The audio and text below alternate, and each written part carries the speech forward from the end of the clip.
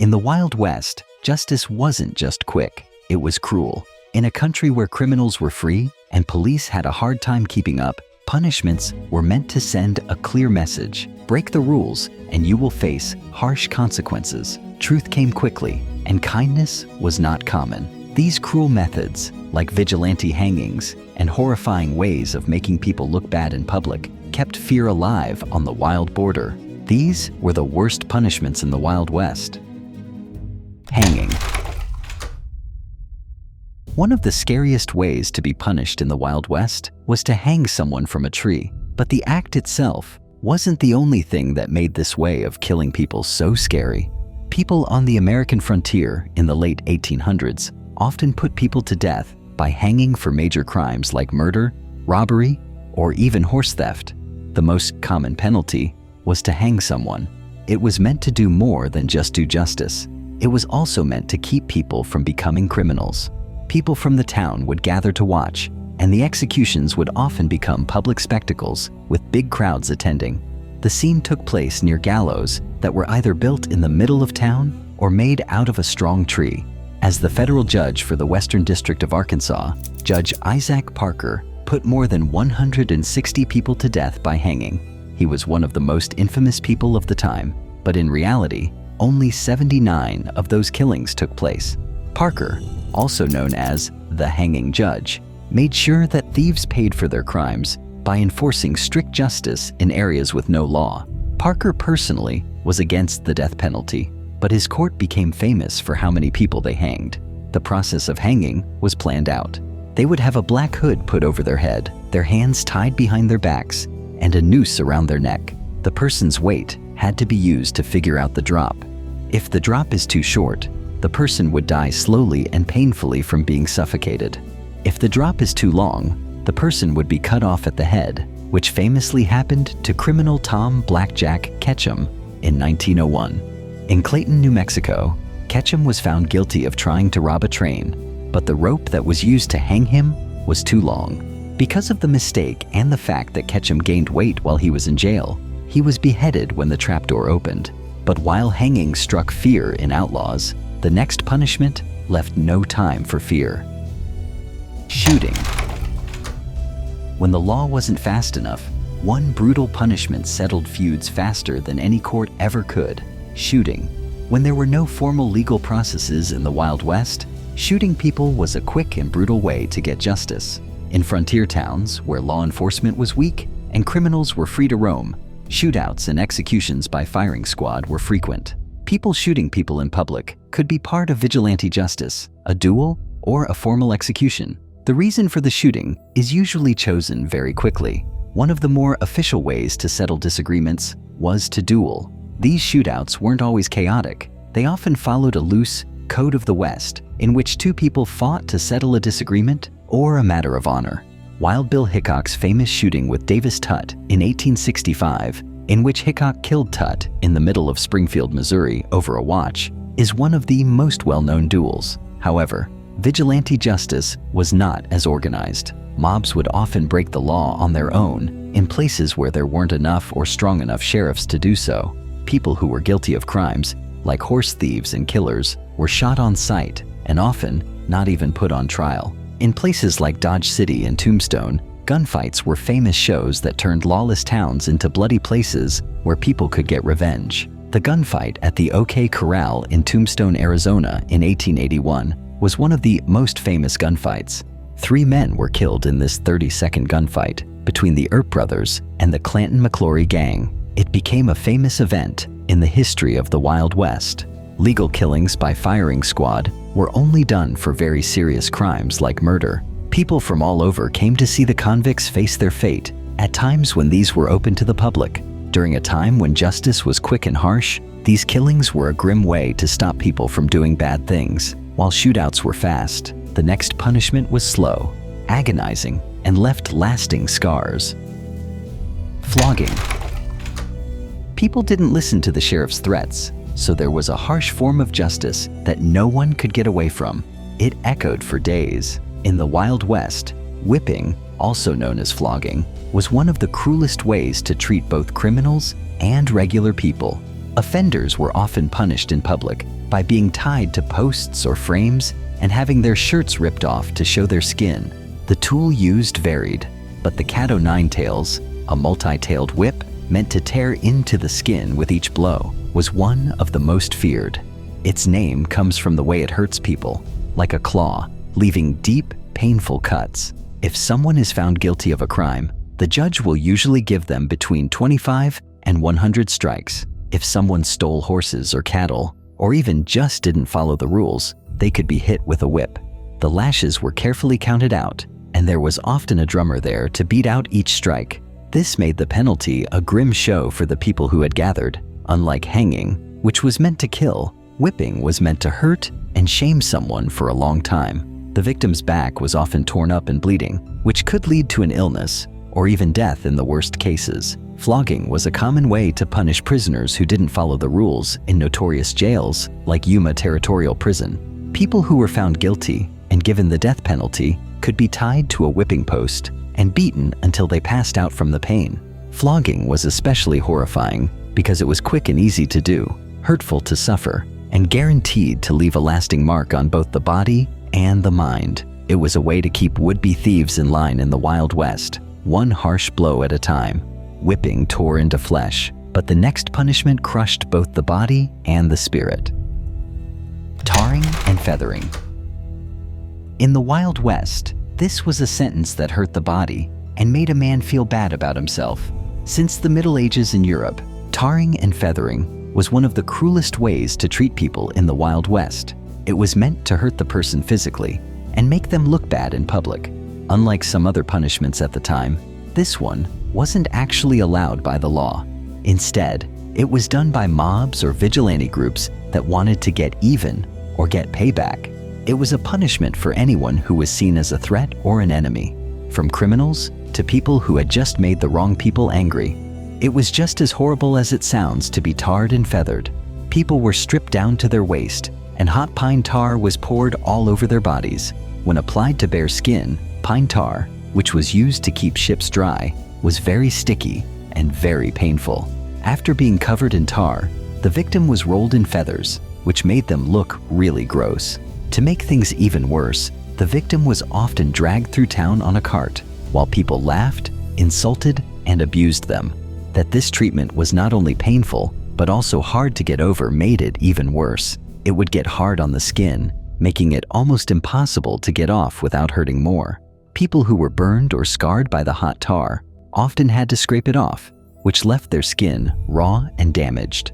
Throughout American history, this punishment was used a lot, especially during times of unrest, like the American Revolution. People were tarred and feathered in public to send a strong message. If you step out of line, you could be next. Tarring and feathering was excruciating, but our next punishment left a mark that no one could ever hide. Branding. In the Wild West, there was a punishment that was so bad that it left a mark on a person's mind for life, not just on their skin. In the Wild West, when there were no rules, branding, which is usually done to cattle to mark them, became a horrible way to treat people. As a permanent memory of their crimes, criminals, especially those found guilty of theft, were sometimes forced to have their flesh burned with a hot iron. The American settlers brought the practice with them from Europe and used it as both a punishment and a warning. In a place where the law wasn't very strict and jails were often too full or didn't exist at all, branding criminals was seen as a useful way to make them public symbols of their crime. A red-hot iron cooked in a fire until it glowed was usually used for branding. The iron was often marked with a certain symbol, like the letter T for thief, or another character that showed what kind of crime it was. Folks who stole horses, for instance, were often marked with the letters HT for horse thief, so everyone knew exactly what they had done wrong. This was put on the skin in front of everyone in the town, usually on the cheek or forehead. The process was very painful, and the scar that was left behind was both a punishment and a sign of shame for life. It was even scarier when the iron wasn't hot enough or when the branding wasn't done right, because it could cause infections or even death in the wrongdoer. Branding was sometimes used along with other punishments. For example, a thief might be beaten first and then branded, making the pain and shame even worse. Also, Repeat offenders were marked with a brand that made it hard for them to hide their criminal past. Seeing a criminal with a tag on their back was a stark warning to others of what would happen if they broke the law. While branding scarred criminals for life, our next punishment left them helpless and exposed. Stocks and pillar.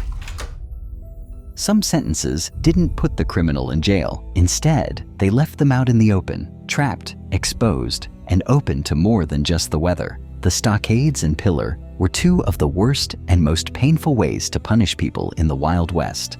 The point of these punishments was to make criminals feel bad about themselves for relatively minor crimes, like being drunk in public or even adultery. The pillar was made up of wooden boards with holes in them that held the criminal's head and hands in place, making them stand up straight for a long time. People could make fun of, throw rotten food at, and even attack the offender because they were often put in public squares or markets. It wasn't just about hurting someone. This kind of sentencing was also about taking away their honor in front of everyone. Stocks, on the other hand, only held the feet in place, which could make the person sit down. Some versions trapped both hands and feet, which made things even worse. These sentences were different lengths of time based on the crime, but even a short time in the pillar could be very painful. Offenders could be left to stand for hours in very hot or cold weather while being teased by bystanders. People were sometimes kept in the stocks or pillar for several days, and being seen by everyone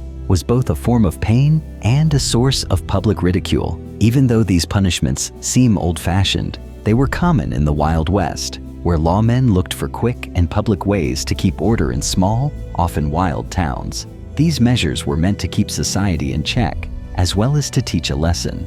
Anyone who saw the humiliation would think twice before breaking the law. It was bad enough to be stuck in stocks, but what happens when the sentence is to be permanently disfigured? Ear cropping and nose slitting. On the harsh, unforgiving frontier, thieves were punished in a way that made them look different for life.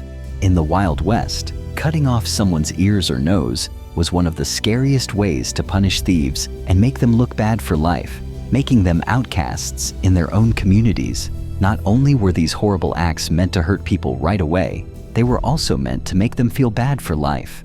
If someone was a thief or spy, having their ears cut off or their nose slit was much worse than being whipped because the pain went away after a while, but these punishments would stay on their body forever, reminding people of their crime and telling people to avoid them. When someone cropped their ears, they cut off part or all of them, generally with a sharp blade. The criminals would often have to tear off the ears as they tried to move because they were nailed to a column or post. This cruel method was used a lot in the 18th and 19th centuries, and it was still used sometimes in the Wild West. Records show that people cropped their ears not only to steal, but also to commit crimes like lying, forgeries, and more. Nose slitting was also very scary, and it was usually only done for more major crimes like betrayal or treachery. In Native American societies and early frontier law, it happened a lot. Some groups, like the Apache and Creek, cut off people's noses as a way to punish them for cheating. Criminals had their noses cut off, which made them look bad forever and left marks for their crimes. Both of these sentences did two things. They stopped other people from committing the same crimes and made sure that the criminals' crimes could never be hidden. Criminals who were mutilated often had to live alone for the rest of their lives and would never be able to join society again, which was the worst punishment of all. In a way, these measures were the first form of being shunned by other people. Even though cutting people up was horrible, there were even worse ways to punish thieves in the Wild West. Chain gangs. What if your sentence tied you not only to your act, but also to other criminals? One of the worst ways to punish thieves in the Wild West was to put them on a chain gang and make them work hard during their sentence. Prisoners were usually chained to each other around the legs and made to do hard work like building roads, clearing land, or breaking rocks. The practice began as a way to both punish criminals and get free workers for building projects. After the American Civil War, this kind of prison work became more popular, especially in southern states like Georgia, Texas, and Alabama. Chain gangs were more than just hard work. They were also about being put down. Prisoners had to work while they were chained up, which made it very hard for them to escape and kept reminding them that they were prisoners. The chains could lead to infections or wounds because they are often heavy and painful. The conditions were unpleasant because the work was hard on the body and it was very hot. In some cases, prisoners were locked up together for days at a time and couldn't get food or rest. During the late 1800s, this quickly spread across the United States. It was especially bad in the South. After slavery ended, African Americans and former slaves were often controlled by chain gangs who used their work as an excuse to get money. Even though the system was very harsh, chain gangs lasted well into the 20th century before people spoke out against them and changed the rules. Some states, like Alabama, even brought back chain gangs in the 1990s, saying they were a good way to keep people from committing crimes. But the inhumane conditions led to more complaints, and in the end, many states had to stop the practice. If chain gangs weren't brutal enough, our next punishment put criminals in a deadly race for survival. The Gauntlet. The next punishment on our list is so horrible that it turns an already scary situation into a race to the death where each step could be your last. In the Wild West, one of the worst punishments was to run the course. This was a practice that came from Native American customs and military discipline. The criminal had to run between two lines of men who were carrying sticks, whips, or other weapons. The idea was simple but cruel. Everyone in the line was supposed to hit the runner as they went by. This made the run not only painful physically, but also mentally. The Shawnee and the Lenape were two Native American groups that used the gauntlet a lot as a way to punish people or welcome new members. Warriors with tomahawks, sticks, or anything else that was handy were used to hit prisoners or slaves as they ran through rows of them. It wasn't always the goal to kill the runner, but to hurt and shame them badly. In the Wild West, the gauntlet was sometimes used as a military penalty, mostly for deserters or people who had done things that were against the rules. In the case of the Lewis and Clark mission, soldiers like Moses Reed, who were found guilty of deserting their posts, had to run the gauntlet. Reed had to run the course more than once, and each man in the group had to hit him 9 times, for a total of more than 800 blows. Because of the group violence, it was one of the most feared punishments. In addition to being painful, the gauntlet was a public show of shame that helped keep people in tight-knit groups in line. The gauntlet may have been very cruel, but our next punishment made offenders stay in public for days while they were in pain and shame. Shackling and Caging. When jails couldn't hold criminals, one sentence made sure they couldn't get away. In the Wild West, when jails were hard to come by, convicts were often kept in check by shackling and caging them. When someone was shackled, iron chains were put around their wrists or legs, and they were often tied to something stationary. It wasn't just about being locked up. Criminals were sometimes left chained up in public for long periods of time, which was humiliating. People in the town could walk by and make fun of the prisoners, which was on top of their physical pain. In the worst cases, thieves were locked up in metal cages. Usually, these cages were small, squished places that were meant to make it hard to move, so the prisoner would be uncomfortable for the whole length of their term. A lot of the time, the cages were put up in public places to scare people away from breaking the law. Criminals could be locked up in cages that were open to the weather, so they would have to deal with extreme heat, cold, or storms. This would make the sentence even harsher. People were often shackled for minor crimes like being drunk in public or stealing small items. On the other hand, people were usually caged while they waited for their hearing or more punishment. These methods worked especially well in frontier towns where building real bars would have been impossible because of a lack of money and materials. If you compare shackling and caging to hanging or killing, they may not seem as cruel, but they were still very cruel. Even though being chained up and locked up was bad, offenders in the Wild West were punished even more cruelly. They were put at sea. Keel hauling. Some punishments tried a man's body, but this one tried his will to stay alive in a place where kindness was hard to come by. Keel hauling was one of the cruelest punishments in nautical history. It involved dragging a sailor under the keel of a ship and scraping them against sharp barnacles and the wooden hull of the ship. From the 1600s to the 1700s, this method was widely used by the Dutch Navy. However, Rumors say that it was sometimes used on the American frontier, especially in places with riverboats or makeshift maritime setups. It was never about killing the person quickly. The sentence was always about making them suffer as much as possible. The person was tied to a rope and thrown overboard.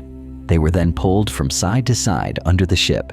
When sailors hit barnacles against the ship's body, they would often break bones or get deep cuts.